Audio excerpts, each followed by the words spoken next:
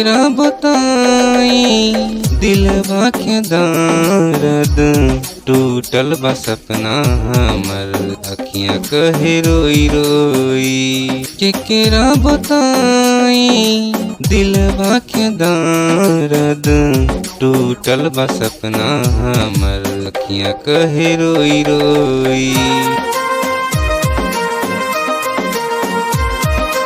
कहले रहू तो साथ निभाइब फिर काहे हमके छोड़ गइलू तू।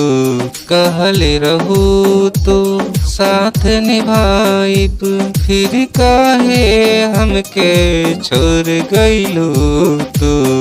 हमरा के अकेला छोड़ के हमरा के अकेला छोड़ के गइलू तू कहाँ। टूटल बा सपना हमर अखियां कहे रोई रोई। केकरा बताई दिलवा के दर्द टूटल बा सपना हमर अखियां कहे रोई रोई।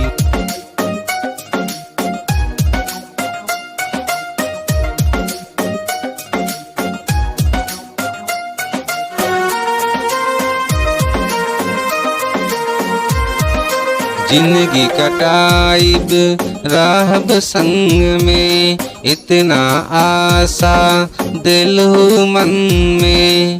जिंदगी कटाइब रहब संग में इतना आशा दिलहु मन में। तोड़ गइलू हमर सपना तोड़ गइलू हमर सपना ई का कइलू।